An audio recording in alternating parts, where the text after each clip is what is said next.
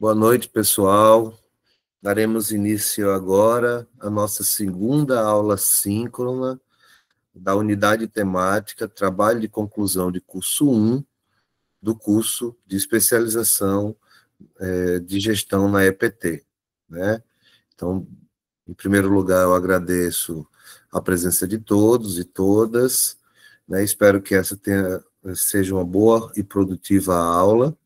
Também agradeço aqui, agora gravando publicamente, a presença da Tamires e da Roberta, que são nossas tradutoras, intérpretes em Libras, né? Obrigado pela presença. Essa é mais uma prova da importância da inclusão e da diversidade no desenvolvimento das atividades pedagógicas, e o trabalho delas é um trabalho muito importante, e a gente tem aprendido cada vez mais essa importância. Tá? Então, obrigado, Tamires. Também noto que vocês têm aqui na sala, está o professor Adonias, coordenador do curso, e os tutores dos polos que vão auxiliar vocês, né? Já falei para vocês, e está aí em mensagem, utilizem o chat como espaço de debate, de tirar dúvidas, tá certo? E espero que tenha uma ótima aula todo mundo, ok? Agora eu vou compartilhar minha tela para a gente poder, enfim, agora que está entrando cada vez mais pessoas, a gente poder iniciar a aula, tá? Como eu vou estar compartilhando a tela, eu não vou estar vendo eu não vou estar vendo a tela aqui, então os tutores vão me auxiliar aí nas perguntas, nos debates que ocorrem no chat, e logo após eu terminar a aula, eu posso escutá-los um pouco mais, tá?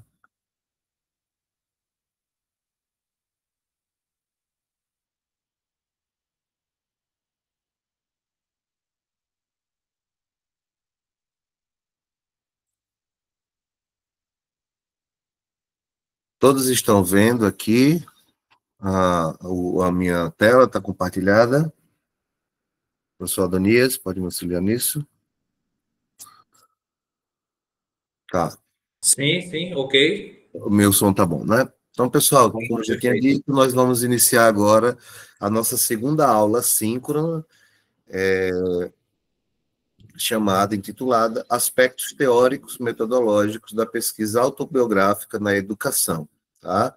Faz parte da unidade temática Trabalho de Conclusão do curso 1, do curso de especialização em gestão na EPT. Então, pessoal, essa aula, ela tem como objetivo fazer um debate introdutório sobre um tipo bem específico de pesquisa na educação, né, e que envolve, inclusive, o debate sobre a gestão na EPT, né, que é justamente o espaço que vem ocupando, e de forma crescente, cada vez mais relevantes nos debates pedagógicos, educacionais, né, da pesquisa autobiográfica. E aí, desde já, eu tenho que afirmar que esse é um tema importante, porque o gênero textual que vocês vão utilizar no desenvolvimento do TCC de vocês é justamente o relatório. Vocês vão fazer um relatório de formação. E esse relatório, ele vai ser, na prática, uma escrita autobiográfica. Vocês vão narrar, né, a relação de vocês com o curso, e com isso, nesse movimento, vai ser um relato da formação de vocês no curso, vão fazer uma investigação sobre um tema, uma problemática específica, tá? Eu sei que tem muitas dúvidas ainda, já recebi algumas perguntas a respeito se é o que é o TCC, o que é o relatório, o plano de formação e o memorial. E, de fato, temos algumas ambiguidades nas palavras aqui, eu vou tentar responder também, tá bom? Mas, já que vocês vão desenvolver o trabalho de conclusão de curso de vocês na forma de um relato, a escrita autobiográfica, o método, inclusive, autobiográfico, de produção textual, a gente percebe que esse é um método que é importante de entender alguns debates que fundamentam esse tipo de pesquisa, né, que tem algumas particularidades, algumas peculiaridades que devem ser notadas, entre as quais, inclusive, a mais óbvia e mais importante é que a escrita é feita em primeira pessoa, tá bom? Então, no momento adequado, nessa aula, a gente vai tratar deste assunto. Então, a aula de hoje, como eu tenho costume, eu divido a aula em 3 partes, espero que a aula dure em torno de 45 a 50 minutos, e que após isso a gente tenha aí entre 20, 30, 15 e 30 minutos para discutir, tirar as ideias, as dúvidas, né, e as opiniões, etc. Tá bom? Então, a aula primeiro, eu vou começar a aula explicando novamente alguns termos, né, e algumas dúvidas que vêm aparecendo nos fóruns, algumas pessoas vêm me perguntar, inclusive os próprios tutores estão me trazendo essas questões, então vou tentar novamente explicar algo que esteve, inclusive, presente em uma das perguntas na aula passada, agora eu vou tentar demonstrar isso de uma forma um pouco mais didática, tá?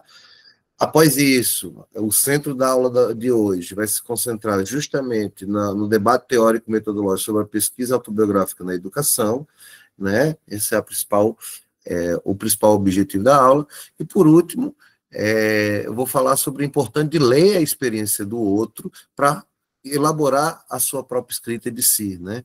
Então, no momento adequado, à guisa de conclusão, a gente vai falar sobre a importância de ler as experiências alheias do outro, tá?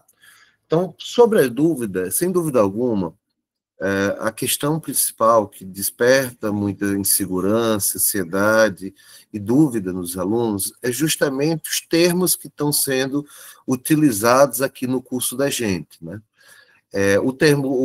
Aí aqui eu tento sistematizar, e como esse slide ele vai ficar disponibilizado no ambiente virtual, não apenas o slide, né, mas também a transcrição e o vídeo, para vocês tentarem, sempre que tiver essa dúvida, recorrer de forma objetiva a essa tela aqui, tá? E essa dúvida, ela se origina porque o nome memorial, a palavra memorial, pode ser utilizado em um duplo sentido. O memorial, ele pode ser utilizado como um gênero textual, né, que é justamente utilizado muitas vezes para concurso público, para prova de titularidade em universidade e institutos federais, inclusive para a seleção de mestrado, de programas de pós-graduação, mestrado e doutorado. Então, é um gênero textual, né, que a pessoa ela escreve sobre a vida dela, tá?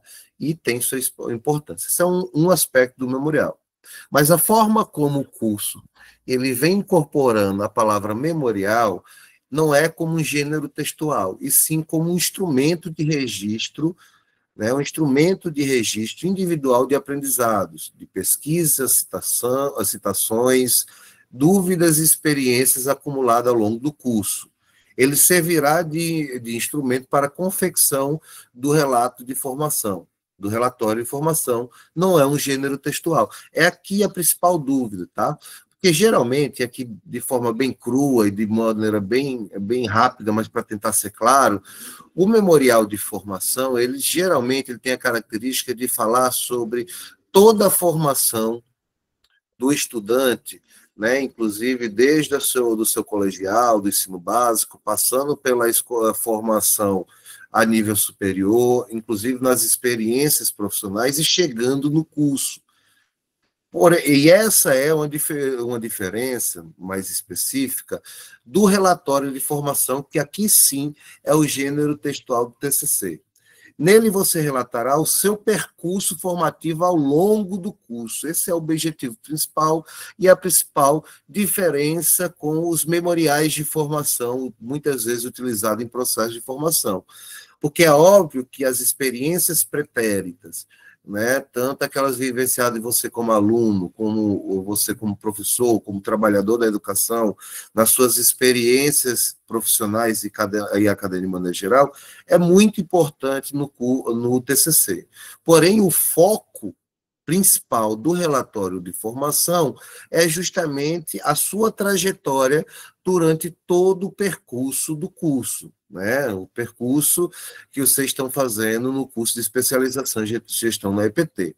No relatório de formação, que eu vou explicar um pouquinho melhor em outra tela, vocês vão falar como que foi sua experiência ao longo no curso, né, nas diferentes unidades temáticas, e também vocês apresentarão uma investigação sobre um tema, uma problemática específica. E esse tema esse tema e essa problemática específica devem já aparecer no plano de formação. O plano de formação, como o próprio nome diz, é uma espécie de projeto, onde você vai projetar, planificar, planejar, né, as etapas e as estratégias, os objetivos, né, do seu processo futuro, né? Então, como a gente já conhece esse modelo, a gente, antes de realizar uma pesquisa, a gente tem que realizar um planejamento dessa pesquisa, tá? Então, plano de formação é o que vocês vão desenvolver, estão desenvolvendo agora no trabalho de conclusão de curso 1. O relatório de formação é o que vocês irão desenvolver no trabalho de conclusão de curso 3, que é o trabalho final, que vocês vão apresentar para o TCC, e o memorial, ele é o instrumento que vocês vão utilizar para registrar os seus aprendizagens. O memorial, ele servirá de base para a confecção do seu relatório de formação. Eu vou mostrar um pouquinho mais nas próximas telas. Aqui eu trago um infográfico, que eu desenhei há pouco, que mostra um pouquinho do caminho que vocês vão percorrer ao longo do curso, tá? Notem que esse caminho ele tem 3 colorações diferentes, que corresponde a cada um dos módulos, tá? E também você vai ter, entre cada um dos módulos, você tem ao final de cada um dos módulos, você tem um trabalho de conclusão de curso. Aqui nessa pista, nesse caminho, você tem as disciplinas, os componentes curriculares, as unidades temáticas do curso, tá?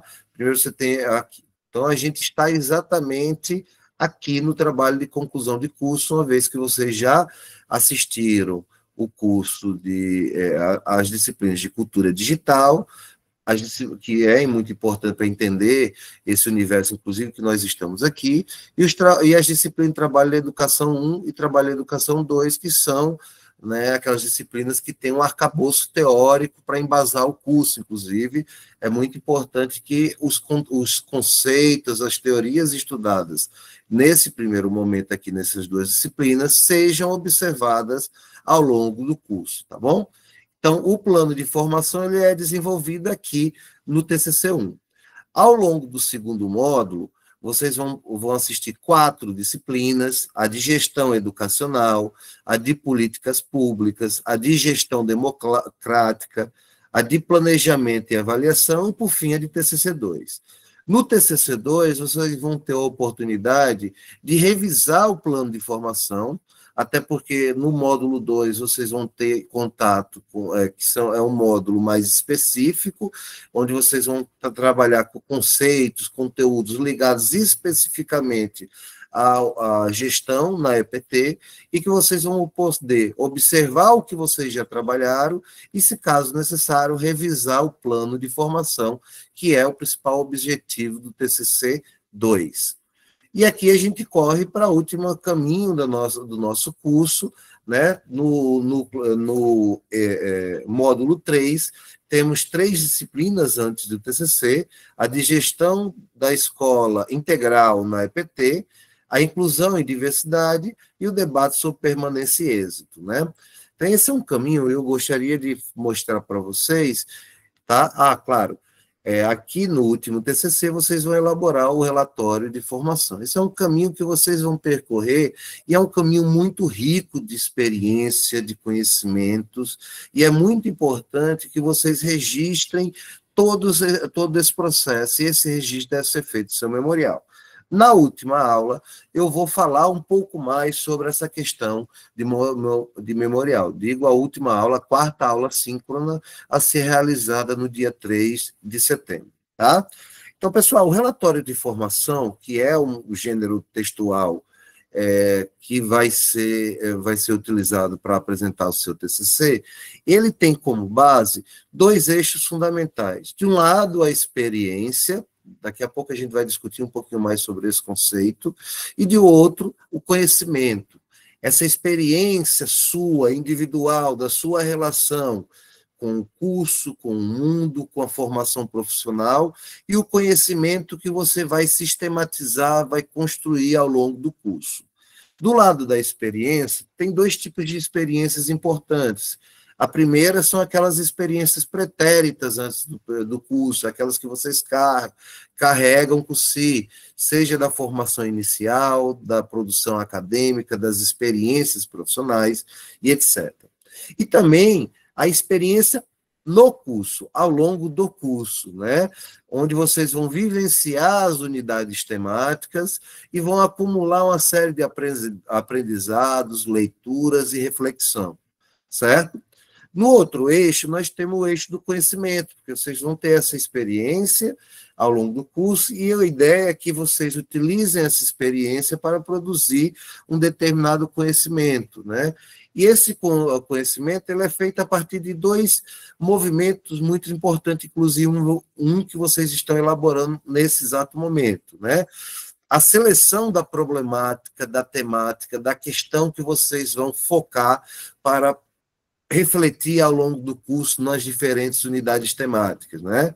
Essa seleção da problemática, ela deve ter relação com a vida de vocês, deve emergir a partir de uma inquietação que vocês têm com algum ponto, seja em âmbito profissional ou intelectual, certo? Ou até mesmo algo que apareceu ao longo do curso, tá?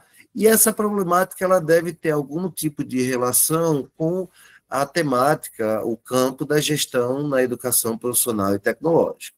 Além disso, esse conhecimento ele tem que ser alimentado, porque ninguém produz conhecimento do nada. A gente precisa fazer uma série de pesquisas, de embasar nossas ideias e nossa visão de mundo através de leituras e investigação. E essa leitura e investigação pode ser e devem ser acumuladas, desenvolvidas ao longo das atividades nas unidades temáticas. Então, a atividade nas unidades temáticas, né, essas atividades que vocês vão fazer, é uma ótima oportunidade para você ir aperfeiçoando aquela visão que vocês têm sobre determinada temática que vocês selecionaram, a determinada problemática que vocês selecionaram e estão selecionando, inclusive agora nesse curso, tá? Aqui para reforçar mais ainda a relação entre memorial e relatório de formação, certo? Vocês vão construir o relatório de formação, aqui está a conceitualização dele, e vocês vão construir o relatório de formação ao longo de todo o curso. Óbvio que a escrita do relatório de formação, o momento adequado para fazer isso, é justamente nesse movimentozinho de chegada, na última disciplina. Mas para vocês fazerem o relatório de formação bem adequado, vocês precisam desenvolver todo um âmbito do conhecimento em todo o caminho, tá? Então, nesse caminho, vocês vão ter discussões teóricas sobre EPT, gestão da EPT, né, em todas as disciplinas, mas as duas disciplinas de trabalho e educação do módulo 1 é fundamental para isso. Experiência pretérita, formação acadêmica e profissional, vocês trazem já uma bagagem que deve estar presente, né, no relatório de formação. Uma investigação sobre uma problemática específica, que é isso que vocês estão selecionando nesse momento, e as experiências nas várias unidades temáticas, certo? Ao fazer isso daqui, ao vocês irem encontrando esses vários elementos, vocês devem registrar no memorial, e esse memorial, que é um instrumento individual, repito, não é um gênero textual aqui, é um instrumento individual para vocês irem anotando, né, tudo aquilo, e claro, esse instrumento ele vai servir de base para a confecção do seu relatório de formação. Tá? Novamente, sobre o memorial, como confeccioná-lo, como produzir, nós teremos uma aula específica para isso, que será a quarta aula a ser desenvolvida no dia 3 de setembro, tá bom? Então, pessoal, esse é o momento que eu queria ter tido com vocês para tentar retirar e sanar o máximo de dúvidas possível, o que é absolutamente normal, essas dúvidas, tá? E algumas dessas dúvidas já tinha tentado tirar, mas eu tentei desenhar um pouco mais, tentar mastigar um pouco mais esse momento, tá? Bom, agora a gente chega justamente ao centro principal da aula, que são os aspectos teóricos metodológicos da pesquisa autobiográfica na educação, né? Como deu para perceber desde a aula passada, a sua experiência pessoal a sua trajetória, seja aquela trajetória pretérita antes de entrar no curso, e, sobretudo, a sua trajetória ao longo do curso, é o principal material sobre o qual vocês vão se debruçar para desenvolver o trabalho de conclusão de curso. Se vocês vão falar sobre a sua própria trajetória, portanto, vocês vão fazer um tipo de pesquisa que está crescente no âmbito das ciências sociais e da educação específica, que é a pesquisa autobiográfica. E notem que até aqui também tem algum tipo de polissemia no termo autobiográfico, e muitas vezes vocês vão encontrar textos que colocam o auto entre parênteses, como está aqui embaixo, por exemplo, tá? Porque você tem dois eixos nesse debate. Quando ele é autobiográfico, entre parênteses, ele pode ser tanto a biografia de si, quanto a biografia de outra pessoa. Ambos trabalham com biografia. Quando eu trato a pesquisa autobiográfica sem parênteses, como uma palavra só, eu estou tratando que você será tanto o sujeito da sua pesquisa como o objeto da sua pesquisa, o sujeito que investiga a si próprio, tá? Aqui eu vou estar utilizando, e é muito importante que vocês entrem em contato com essa autora, que é muito importante, a Maria Conceição Passegui, né, que com alguns colegas, ela vem já há algum tempo, há pelo menos 20, 25, 30 anos, trabalhando com essa questão das narrativas autobiográficas na educação, né? Então, a gente vai utilizar bastante os textos dela, né? Aqui eu cito 2 textos dela, mas ela é uma das principais, digamos, teóricas da pesquisa autobiográfica na educação no Brasil, e ela vai trazer alguma coisa. O primeiro texto que eu estou trazendo aqui para vocês, né, que eu acredito que disponibilizei lá no ambiente virtual, se eu não disponibilizei agora na primeira aula, deve estar presente na segunda aula, chama-se As Narrativas Autobiográficas como Fonte e Método da Pesquisa Qualitativa e da Educação. Tá? O primeiro elemento que ela traz aqui é que a pesquisa autobiográfica, tanto como fonte, ou seja, você trabalhar com relatos biográficos e autobiográficos como objeto de análise, quanto como também como método, ou seja, uma forma de construir o conhecimento, né, é relativamente novo ao interesse pela pesquisa autobiográfica, uma vez que entre as décadas de 40 e 70, né, justamente o momento onde as ciências sociais e humanas estarão vivendo vão estar sob a influência de algumas linhas teóricas, sobretudo de cunho estruturalista, certo? E aqui eu posso tratar do estruturalismo francês, do marxismo, do behaviorismo, etc. Todas essas pesquisas tendiam a eclipsar o papel das trajetórias individuais, ou seja, o sujeito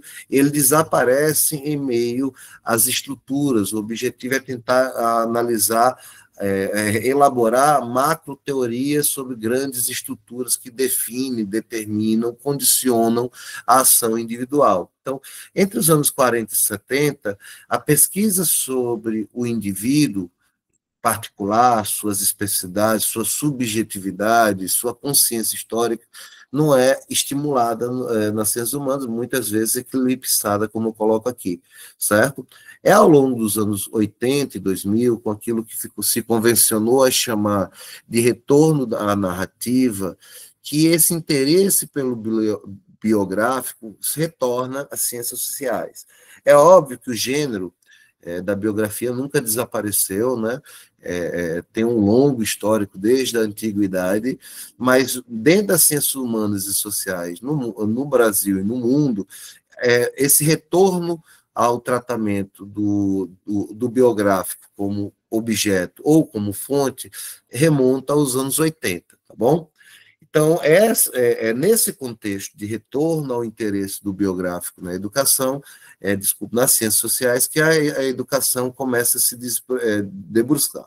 E um dos principais elementos de interesse da pesquisa autobiográfica na educação é justamente a reflexividade, né? Uma vez que se compreende que há uma disposição humana para refletir sobre si e as experiências vividas, o entendimento de que para a gente conseguir construir um tipo de educação, e o ensino, sim, é um espaço de construção de conhecimento, é necessário que o indivíduo que produz educação, o professor, o docente, o gestor, tenha a capacidade de refletir sobre si e sobre suas próprias práticas. É essa reflexividade que permitiria o aperfeiçoamento do processo educacional, né?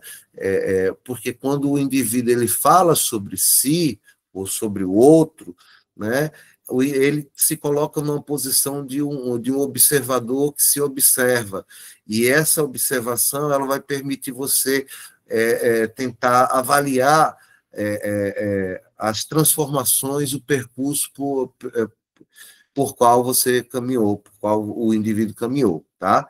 Aqui você tem a centralidade de uma relação, né? A relação entre indivíduos, experiências e narrativas, indivíduos que atravessam um determinado caminho. Essa trajetória vai ser permeada por experiências significativas, e esse indivíduo vai observar essa experiência e vai narrar essa experiência, né? Ao esse indivíduo narrar essa experiência, né, que ele sofreu, que uma outra pessoa, ele mesmo, no caso das pesquisas autobiográficas, uma outra pessoa, no caso da pesquisa biográfica, vivenciou, vai ser produzido um determinado conhecimento, né? A Passeguir, Nascimento e Oliveira alerta uma coisa importante: quando a gente está tratando de indivíduos, a gente tem que ter um cuidado ético, né? Assim como o Pierre Bourdieu fala, há sempre um risco, ao fazer um estudo sobre as narrativas de caráter autobiográficas, de violência simbólica. Então, uma das questões importantes que nós temos que ter, inclusive no caso da Passeguir, que trabalha com as crianças, né? Crianças de 4 a 12 anos, é o respeito à singularidade dos indivíduos e a legitimidade de sua voz, né? No caso desse estudo da Passeguir, ela alerta para a importância de observar as crianças, né, dentro de sua singularidade e o direito que as crianças têm de serem escutadas, de serem ouvidas, de terem sua voz, né, respeitadas. Tá? Aqui ainda trago uma outra citação. Essa é uma citação importante que fala um pouquinho sobre o que é a pesquisa biográfica, e ela fala o seguinte: a pesquisa autobiográfica, que ela está falando, como eu expliquei anteriormente, de um modo mais amplo, tanto as pesquisas autobiográficas quanto as pesquisas especificamente biográficas, pode ser entendida como estratégia de investigação qualitativa, a partir das narrativas das histórias de vida dos grupos humanos, sua leitura do mundo, seus sentimentos, percepções e interações com o contexto social em que estão situados. Aqui essa é uma das questões muito interessantes, porque durante os anos 40 e 70, que eu tinha explicado para vocês, essa ideia de que havia uma ideia de origem positivista, que as percepções humanas conduziam necessariamente ao erro. Então, a gente deveria criar um conhecimento que fosse capaz de superar a simples percepção, né? Ou seja, criar um conhecimento racional, objetivo, né? Neutro, que não tivesse nenhum tipo de relação com a subjetividade humana. O que a autora está tratando aqui, está trazendo aqui para a gente, é justamente o contrário. E essa retomada do biográfico é acompanhada da retomada da narrativa, como eu já disse, mas também da valorização da subjetividade humana como parte constituinte, e também diante da impossibilidade de separar, né, de sermos completamente objetivos, mesmo que a subjetividade, como tratava Weber, ela deve ser objetivada, né? Então, aqui é importante perceber que a leitura do mundo dos indivíduos, seus sentimentos, percepções, interação com o contexto social em que estão situados, é fundamental neste tipo de pesquisa. No campo educacional, a pesquisa autobiográfica tem sido instrumento de intervenção na prática e na formação dos professores, conferindo-lhes a possibilidade de descrever e compreender o seu meio, os elementos que o movimentam. Então, se você já tem esse debate sobre a pesquisa autobiográfica em vários âmbitos das ciências humanas e sociais, no campo educacional isso se torna mais interessante, mais profícuo, uma vez que a voz dos professores muitas vezes não é escutada. E a experiência dos professores, às vezes, não é tratada como, não apenas a experiência, mas os conhecimentos dos professores, muitas vezes não são tratados como algo passíveis de serem definidos enquanto conhecimento científico. E é justamente esse o espaço, né, onde deseja atuar as pesquisas autobiográficas. Um outro texto que eu trouxe aqui para vocês, eu até peço desculpa por essa tela um pouquinho mais cheia, mas é porque é um texto com muitas informações e eu verdadeiramente indico a leitura dele para todos vocês, agora escrito apenas pela Passegui, né, é o texto A Experiência e Informação, que ela traz uma reflexão justamente sobre esse elemento. Como eu tinha dito atrás, eu tinha dito aqui, há uma relação entre indivíduo, experiência e narrativa que gera conhecimento. E esse é um texto, né, que reflete justamente sobre a experiência em formação, como que a experiência permite a formação e como o processo de formação estimula a produção de experiências. Né? Então, é essa ideia, inclusive, é esse jogo de palavras que a autora traz aqui. Tá? No primeiro momento, a autora diz que toda experiência, toda produção escrita autobiográfica tem uma dimensão autopoética. Quer dizer, o indivíduo que fala sobre si, ele fala sobre si, escreve sobre si, e reflete sobre si, e também cria uma certa história, uma certa narrativa sobre si. Portanto, a escrita sobre si é uma investigação, no fundo, sobre a sua própria identidade, para uma determinada tradição. A gente vai ver que também sobre a alteridade também. Né? E essa dimensão autopoética, ela fica clara aqui nesse trechinho da obra dela, que eu trouxe para vocês. Ao narrar sua própria história, a pessoa procura dar sentido às suas experiências. Você olha o caminho por onde você atravessou e tenta observar, conferir sentido àquela experiência, tentar encontrar, né, encontrar um determinado sentido para aquilo que você viu. E, nesse percurso, constrói outra representação de si, reinventa-se. Né? É um espaço também de reinvenção, né, de invenção de si. A experiência em formação, ela pode ser discutida dentro de uma tradição, né, de pensamento filosófico, que eu chamaria de tradição hermenêutica, que tem alguns pensadores importantes, entre os quais o Dilthey, o Gadamer, né, até alguns outros filósofos do século XIX, até chegando no Paul Ricoeur, certo? Eu trouxe aqui o pensamento de dois dessa tradição, porque ele traz justamente isso, como que eu sou capaz de, a partir da minha experiência, de criar um conhecimento sobre mim e sobre aquilo que eu vivo, né? E o Dilthey traz justamente o problema da consciência histórica, né? Em que momento eu consigo me perceber enquanto um sujeito histórico, um sujeito que vive e produz a história, né? E quais são os elementos que eu herdo, né, da história que me antecedeu, das experiências que vieram antes de mim, né? Qual é a dimensão da historicidade, né, dessa aprendizagem? Quais são as condições históricas, contextuais, sociais, políticas que definem o meu processo de aprendizagem? Isso tudo são elementos, são questionamentos, né, a respeito dessa questão da consciência histórica, que nada mais, nada menos é que a percepção de si enquanto sujeito histórico, um sujeito que vive no tempo, um ser para a morte, né, na melhor colocação do Heidegger, né, do filósofo Heidegger, Martin Heidegger. A reflexividade para pensadores dentro dessa tradição é inerente à vida, porque penso, e aí surge uma questão fundamental. Por que penso desse modo sobre mim mesmo e sobre a vida? Né? O que me fez ter determinadas convicções, né? Desenvolver determinadas opiniões?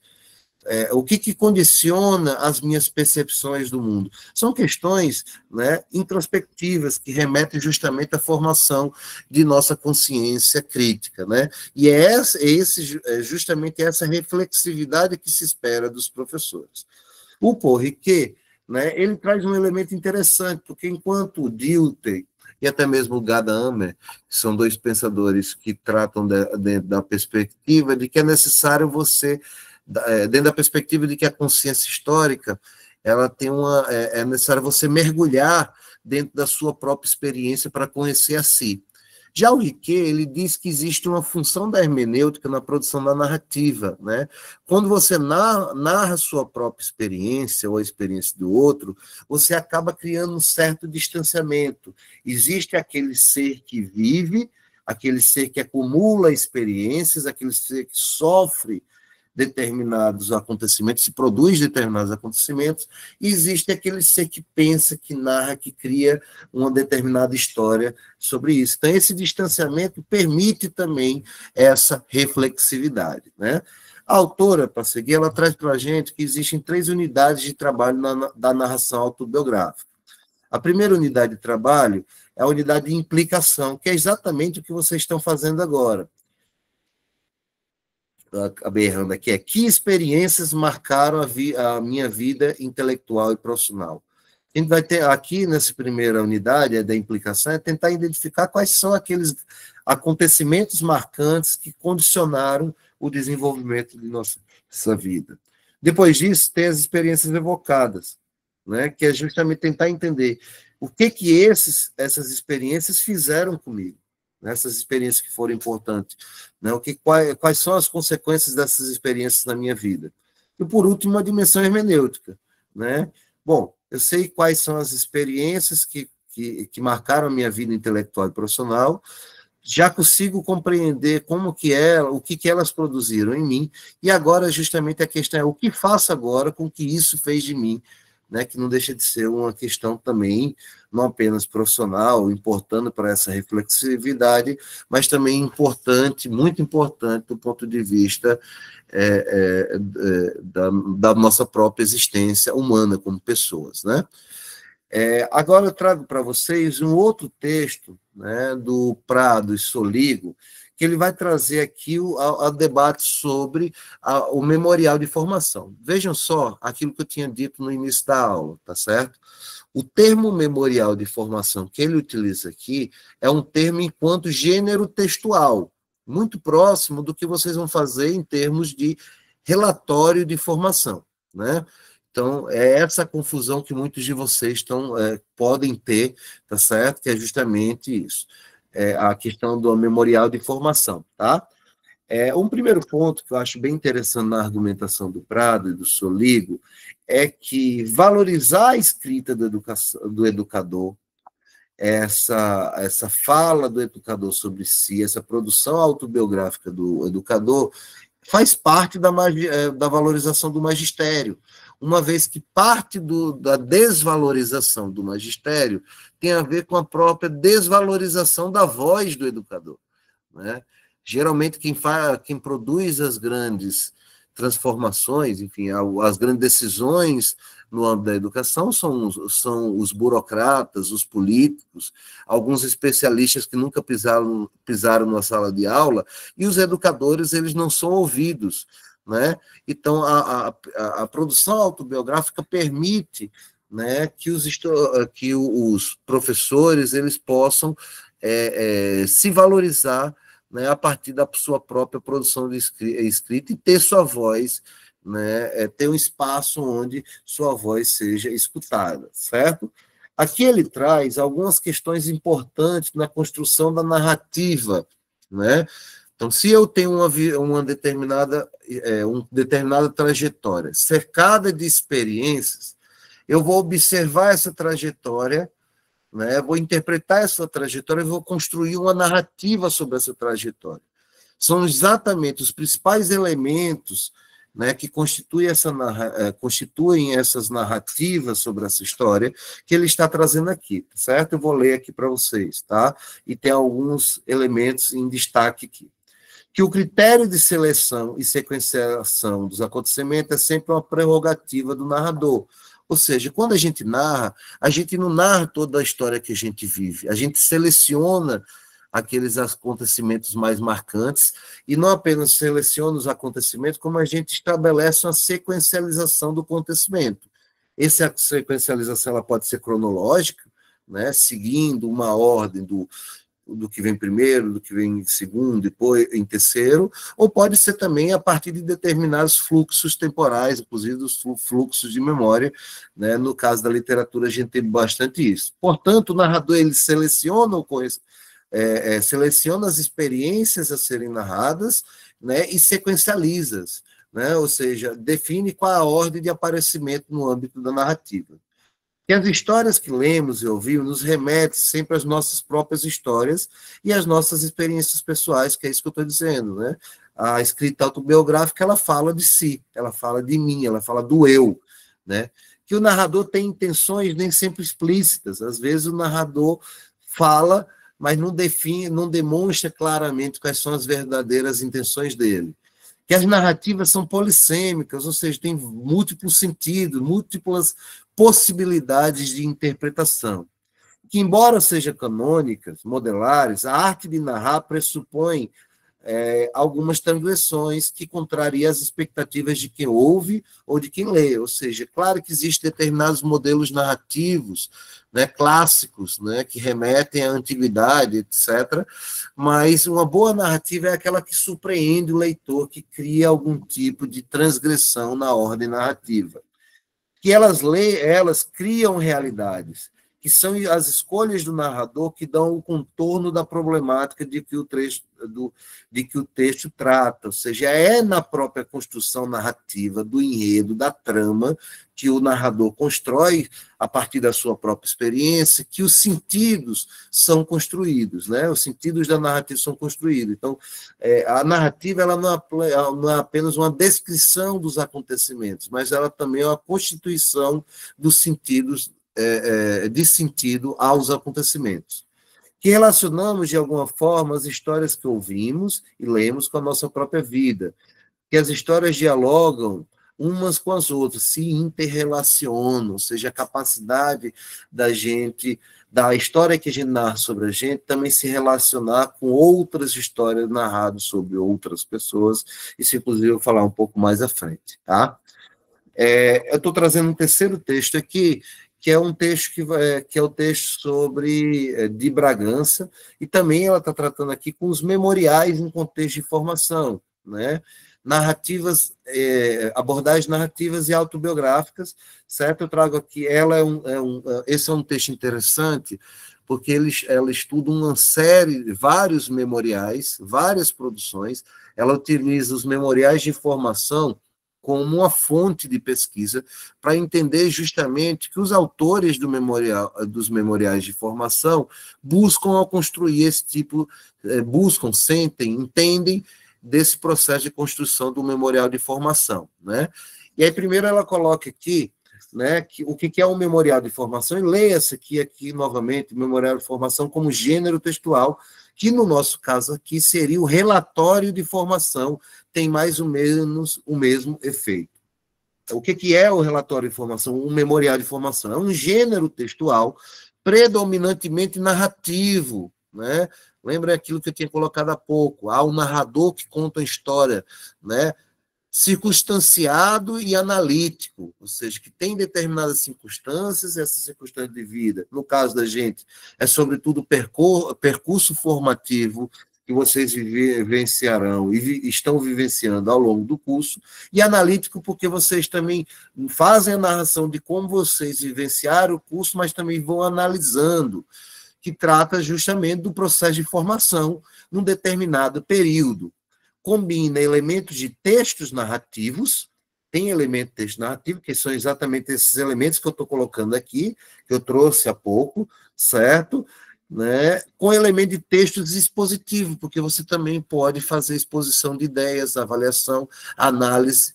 No memorial de formação, o autor é ao mesmo tempo escritor, narrador e personagem. Isso aqui é o que é mais interessante nesse tipo de abordagem, você escreve sobre si.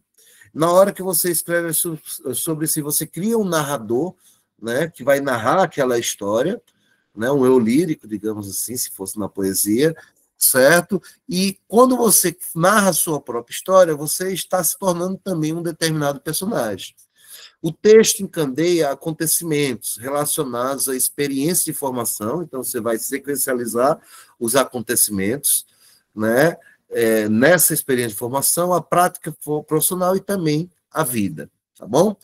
E aqui, uma questão fundamental que ela traz, que é justamente a reflexão que a gente tem que fazer sempre, até porque nós somos sujeitos de nossa própria história, nós somos sujeitos históricos, né? O que há de importante na minha história, na minha vida, né?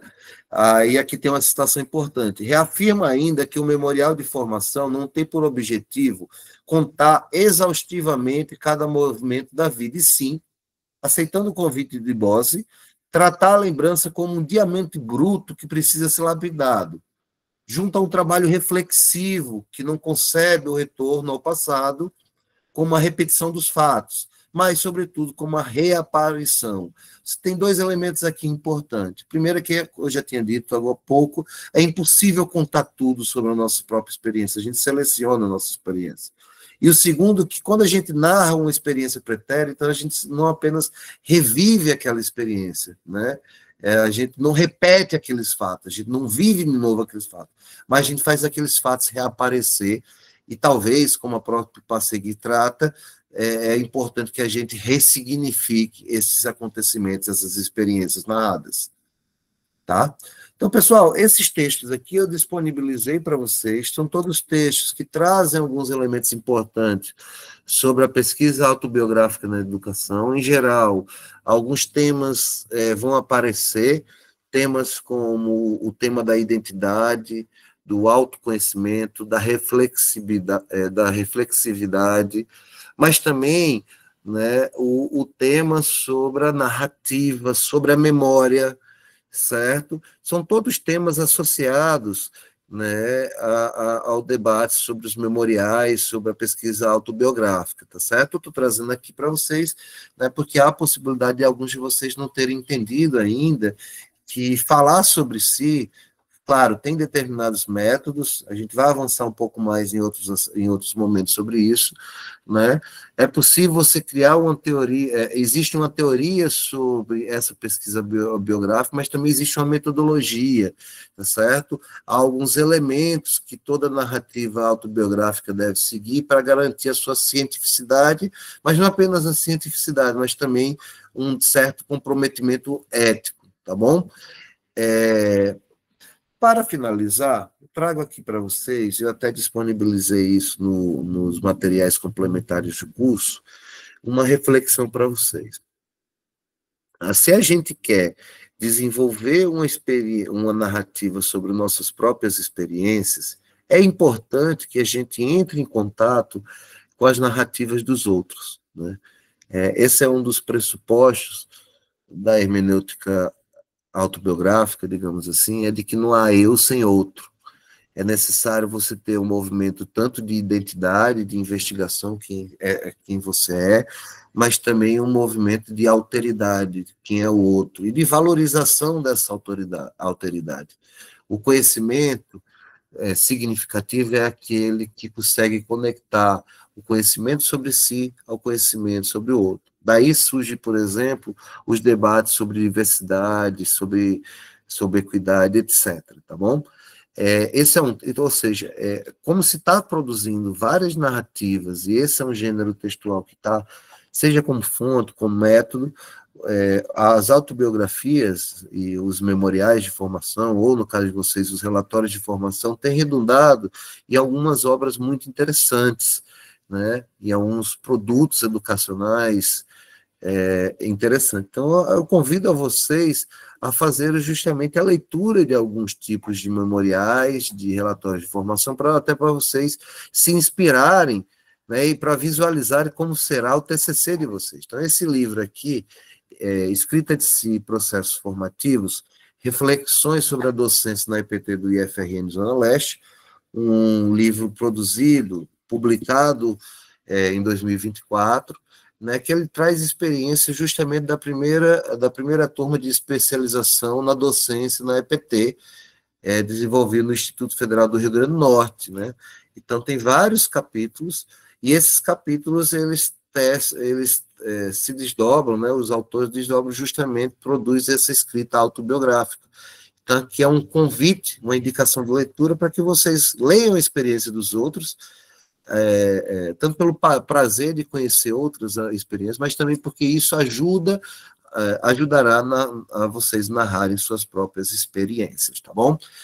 Por fim, pessoal, como o tempo está chegando ao fim, essas são as principais referências biográficas que eu utilizo aqui. É óbvio que existem outras, mas a maioria delas estão disponibilizadas, né, no material complementar, né, lá no ambiente virtual, seja na primeira aula ou na segunda aula, né, algumas delas são bem interessantes, eu até convido bastante, todos estão disponíveis na internet, e essa daqui, a Experiência e Formação da Passegui, de 2011, talvez seja o texto mais interessante, que eu diria que é prioritário para vocês lerem, além do próprio livro, ou pelo menos um dos capítulos desse livro, sobre a formação, as escritas de si, os processos formativos que foram realizados no IFRN. Então, pessoal, este é o corpo da aula de hoje, e espero que eu tenha contribuído com a construção do conhecimento de vocês, que a aula tenha sido boa para vocês, tá bom? Agora eu vou desfazer aqui para a gente passar para a segunda parte da aula.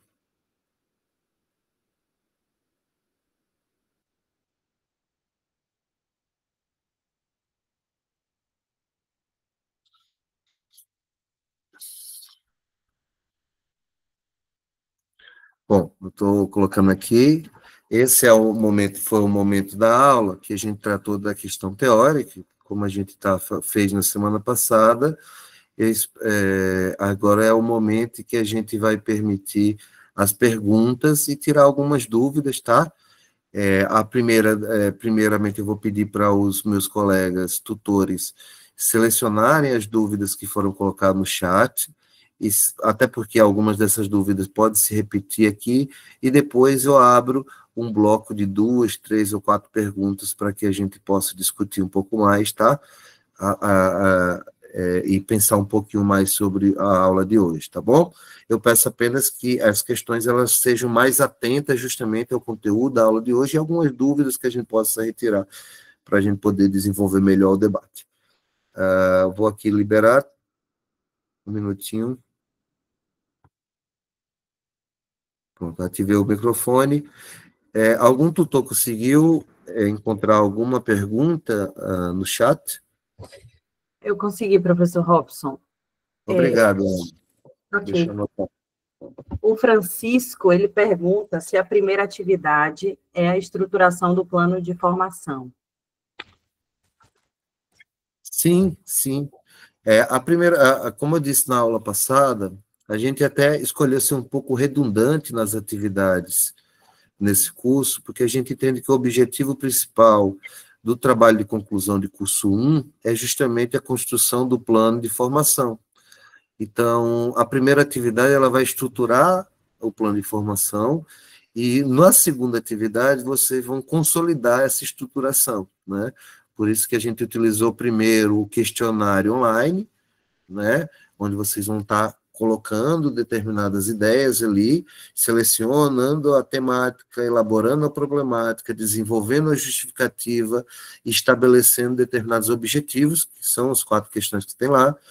Vocês vão receber o feedback, por isso que é muito importante que vocês entreguem as atividades quanto antes possível, porque justamente esse feedback que vocês vão receber dos tutores que vão elaborar, que vão avaliar cada um dos trabalhos de vocês, que vai servir para vocês fazerem o plano de formação, que é a atividade principal, né, que é a segunda atividade. Então, sim, essa primeira atividade e a segunda atividade juntas formam justamente o plano de formação de vocês, tá bom? Não sei se eu fui claro.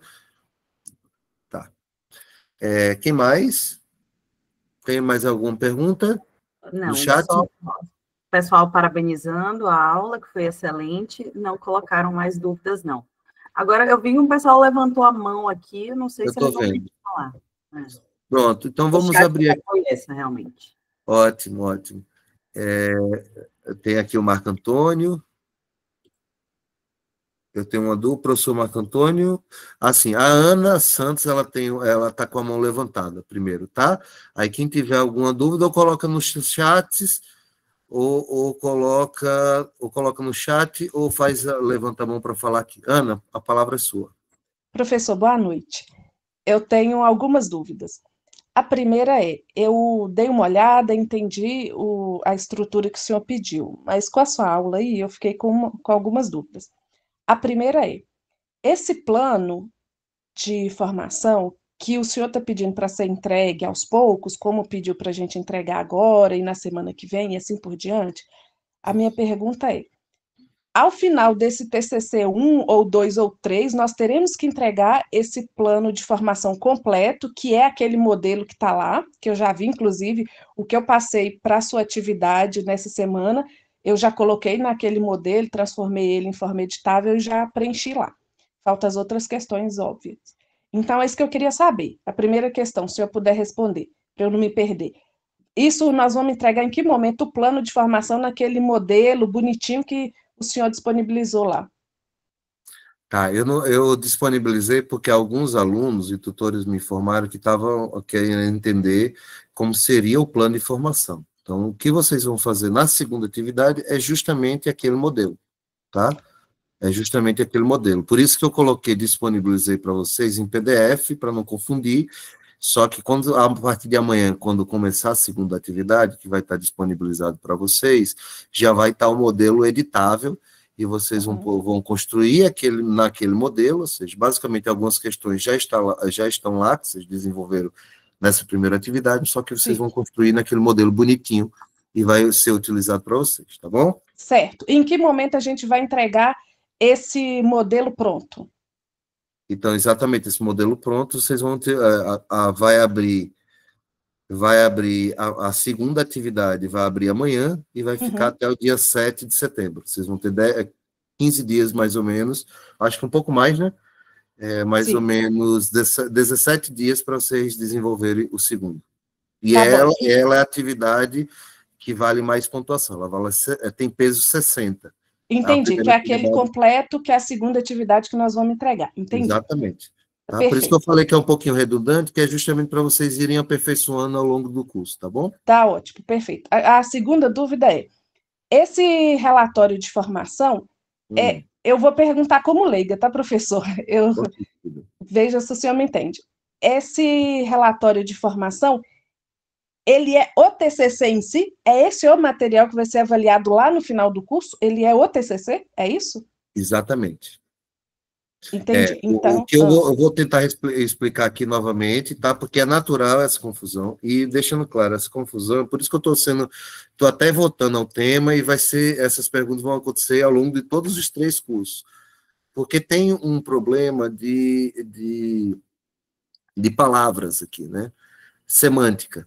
Porque a palavra memorial de formação é um gênero textual, e geralmente é o principal gênero textual utilizado nesse tipo de trabalho. Só que os autores do curso, eles utilizaram não o memorial de formação, mas utilizaram o relatório de formação. Ou seja, e qual é a diferença? Foi aquilo que eu expliquei. O memorial, geralmente, ele trabalha com o conjunto das experiências que você desenvolveu ao longo da sua vida. Já o relatório de formação, que assim como está sendo proposto por esse curso, é o relatório da sua vivência ao longo do curso. Claro que você pode trazer elementos da sua vida, profissional ou acadêmica, mas é a trajetória que você vai desenvolver ao longo do curso que vai ser o objeto de investigação, né? Então, sim, é o relatório de formação. E o memorial que se fala o tempo todo no TCC do curso, eu mesmo falei, vamos ter uma aula na quarta aula, no dia 3, que a gente está tratando aqui é um memorial como instrumento de registro, porque para você conseguir lá no relatório final, no relatório de formação, lá no TCC 3, fazer isso, você precisa desenvolver aos poucos, né, para você não chegar em cima da hora e ter que escrever do nada, né? E todas as vivências que você vai tendo, você vai desenvolvendo através desse memorial, que é esse registro. Então, é natural essa questão, porque tem um problema semântico mesmo em termos do que é um relatório, do que é um memorial, por isso que essas dúvidas aparecem, tá bom? Entendi. E só a última pergunta para te liberar para responder os outros colegas. Ok. No caso desse memorial, ele em nenhum momento vai ser entregue, vai ser anexado a nenhuma atividade, ele é só para o nosso registro pessoal, para fazermos aos poucos, para quando chegar lá no relatório, termos as ideias registradas, bonitinha, para poder fazer no formato que a instituição exige, é isso? Exatamente. Eu vou explicar um pouquinho melhor na última aula, mas é esse o resumo. O memorial é um instrumento individual de registro de aprendizados e experiências, que vai servir de base para a escrita do relatório. O que você vai entregar no final, no TCC 3, é o relatório. Perfeito, muito obrigada. Nada. Mais alguém, pessoal? Foi muito bom as perguntas. Eu agradeço, viu, Ana? Porque suas perguntas são exatamente aquelas que as pessoas têm mais dúvida e a gente tem que estar aqui para tirar essas dúvidas mesmo. E eu reservei essas 2 aulas para retirar essas dúvidas, tá bom? Alguém tem mais? Alguém no chat colocou alguma coisa? A Magdiane falou que ficou bem claro, né? Ana, tem alguém? Você tem alguma dúvida também? Não, é só para dizer que os tutores já esclareceram aqui as dúvidas que surgiram. Ótimo, ótimo. Pessoal, então porque temos 83 pessoas e algumas pessoas chegaram depois, só para encerrar a aula, eu gostaria de lembrar que a gente resolveu, junto com a coordenação e com os tutores, ampliar o prazo da primeira atividade para domingo, dia 24, ok? Então, esse prazo vai ser ampliado. Tomem cuidado e tentem resolver o mais rápido possível, porque a partir de amanhã já abre a segunda atividade, tá bom? E eu vou afirmar novamente, só é possível concluir essa disciplina desenvolvendo as 2 atividades, tá? Por isso que é muito importante vocês desenvolverem até domingo, até porque quanto mais rápido vocês conseguem desenvolver essa primeira atividade, vocês também vão receber o feedback dos tutores para desenvolver, né, a segunda atividade, tá certo? Então, a partir de amanhã já vai estar disponível essa segunda atividade. E, ademais, pessoal, agradeço a presença de todos, espero que tenha sido uma boa aula, e nós nos encontraremos na semana que vem, no mesmo horário, 19 horas, tá, para tratarmos. E aí, na semana que vem, eu já posso dar o spoiler aqui, a gente vai falar sobre esse plano de formação especificamente, e eu vou construir uma espécie de plano de formação com vocês, tá? Vou dar um exemplo e vou meio que desenvolver essa ideia, até para dar um exemplo, uma materialidade para vocês visualizarem, já no template, aqui a Ana estava se referindo há pouco, tá? Então, a aula da semana que vem, ela vai contribuir bastante para vocês desenvolverem essa segunda atividade, tá bom?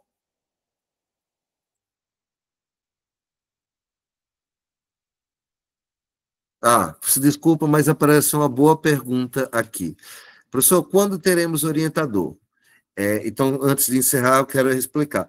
Nós deveríamos ter, né, esse orientador já agora na TCC1, mas por questões de infraestrutura e também orçamentárias, isso só vai ser possível no TCC 3, no último TCC. O que deve acontecer, segundo a coordenação de curso e o que está tendo planejamento, durante 2 meses. Até lá, vocês vão ter a oportunidade de dialogar justamente com os tutores e comigo nessas 2 disciplinas, tá bom? Então, é essa a observação. Qualquer dúvida, o professor Adonias ele pode retirar sobre isso, tá bom? Até mais, pessoal. Eu vou finalizar aqui a gravação e desde já agradeço a todos e uma boa noite e descanso para vocês também, tá bom? Obrigado.